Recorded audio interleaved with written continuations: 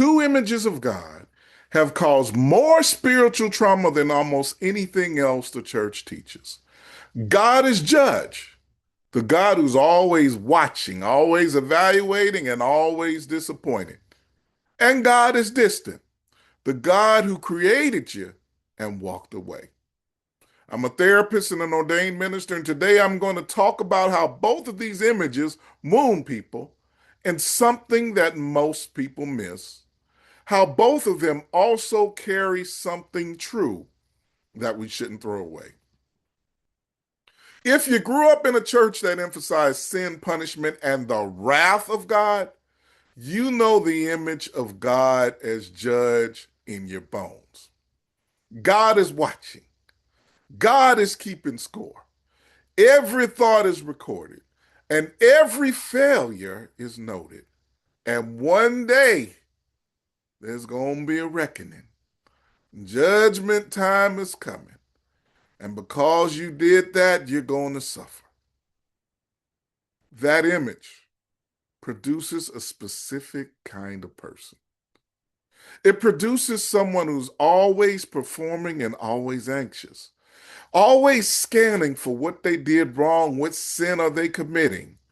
Their faith isn't built on love, it's built on the avoidance of punishment. I've heard this many times in churches. People talk about hell as fire insurance. And so many times when people are looking at God as judge, they're trying to avoid eternal punishment. Here's what that does to the body. Chronic evaluation actually produces chronic cortisol, chronic threat. In other words, we're living in a low grade fight or flight state because the most powerful being in the universe might be angry at us and might be judging us right now. And that's not peace. That's survival. That's survival, and we often mistake that for reverence. People with this image struggle with shame, not guilt, shame, because there's a difference between guilt and shame. Guilt says that I did something wrong, and most people can understand when they did something wrong and want to apologize, repent, or change their ways. Shame says this: I am something wrong. And when God is a judge, shame often becomes the baseline of our identity. We aren't a person who made a mistake. We're a sinner being tolerated by God who can destroy us at any moment and at any time. And I like to say that's not a healthy faith. Now, before we throw out the image of God entirely as judge, there is some truth inside of the image of God as judge. The idea that God cares about justice is not toxic. The idea that actions have consequences is not abusive. And the idea that there is a moral structure to the universe is comforting to a lot of people, especially those of us who've been harmed and the system didn't do anything about it. The problem isn't that God has a standard. The problem happens when God's standard becomes the entire relationship. When all we know about God is that God is evaluating and judging us, we also lose God who loves us, who embraces us, who forgives us, who restores us, and who pursues us. The distortion isn't the judgment itself. It's judgment without mercy. It's accountability without grace. It's a courtroom where there's no defense attorney. Now, the other image that has harmed us a lot: God is distant. This image doesn't produce fear. It produces something quieter, in some ways, maybe even harder, because it produces loneliness.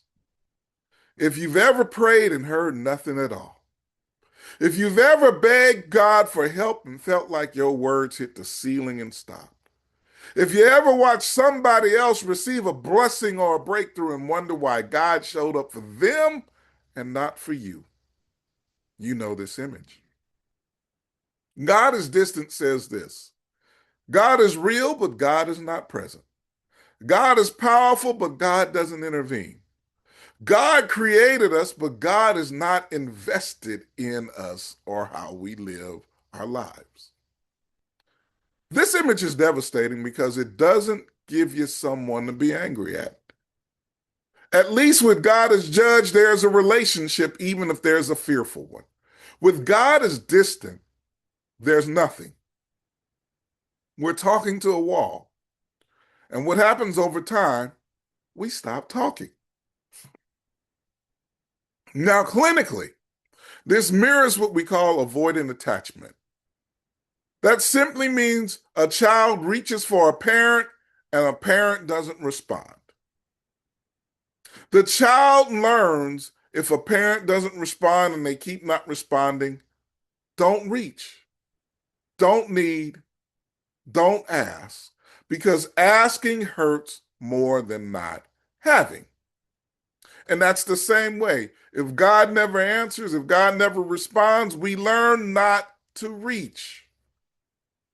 People with this image of God as distant often look strong and independent. They look self sufficient, but underneath that independence is a wound. I stopped asking because nobody was there to listen. It's one of the struggles that the disciples had on Silent Saturday.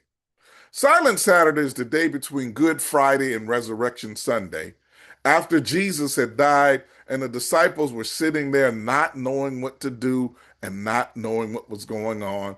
And that was the day that God was silent, not absent, but silent.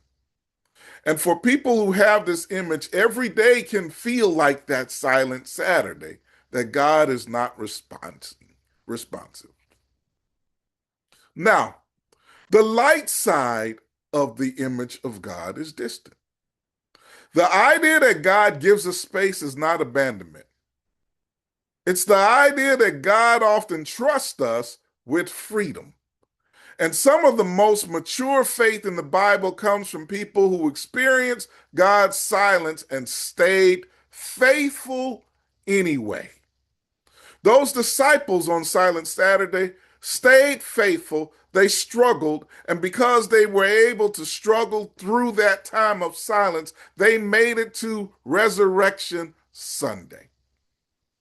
Sometimes God's silence is not a rejection, it's really an invitation to grow, to develop our own voice, to stop outsourcing our faith to someone else's confirmation, and to learn to stand on what we believe, even when we can't feel God in the room.